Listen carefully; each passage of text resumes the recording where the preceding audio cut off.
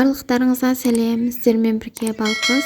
Бүгінгі видеода біз мынадай керемет дәмді болып шығатын тамызки пальчики дайындайтын боламыз. Жасалуы тез әрі оңай дайын болады. Менімен бірге жасап көріңіздер.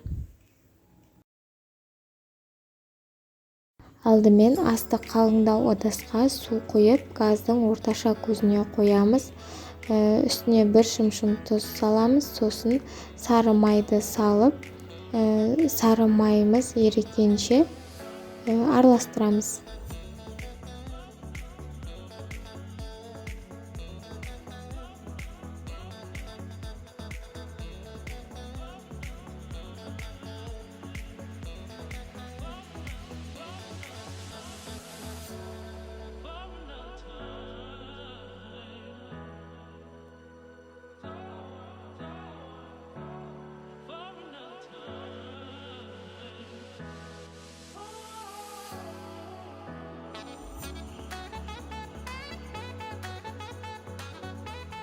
Сары май толық еріп болған соң үстіне електен өткізіп дайындап қойған ұнымызды саламыз.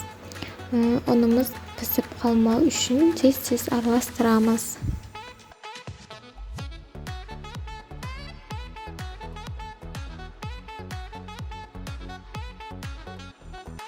Дайын болған соң газдан алып, қамырымызды басқа таза ыдысқа салып суытып аламыз.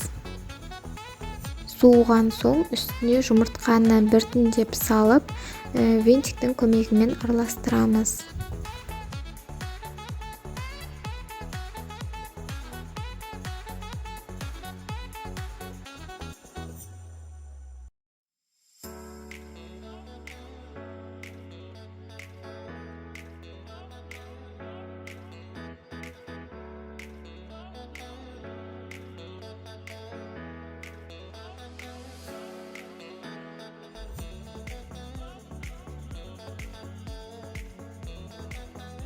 Мінекей біздің қамырымыздың консистенциясы осындай болып шығады.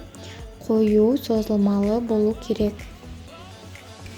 Енді осы қамырымызды кондитерлік қапшыққа салып аламыз. Мен 825 номердегі насадка қолдандым. Сіздерде қандай насадка бар, қолдана берсеңіздер болады. Тіпті насадкасыз пакеттің басын кесіп тастап та жасай берсеңіздер болады. Видеодағыдай пергаменттің бетіне осылай қамырымызды сығып шығатын боламыз.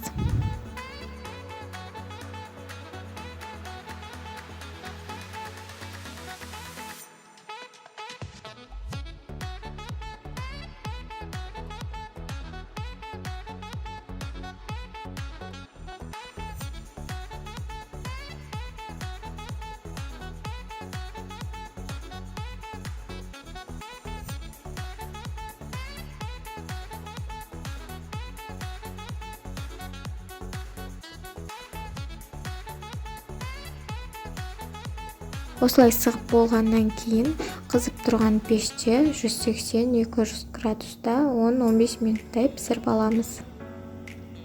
Енді кремін дайындап аламыз. Ол үшін салқын сливке мен қант ұнтағын жақсылап миксерлейміз.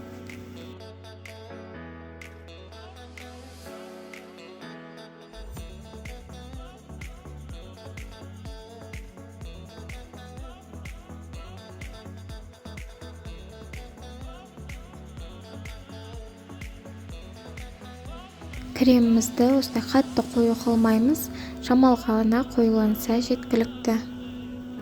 Барлығын дайындап болған соң, енді десертімізді жинап бастаймыз. Мен осылай кольцосыз тарелкаға дайындайтын боламын. Сіздерге қалай ыңғайлы, өз қалауларыңызша дайындай берсеңіздер болады.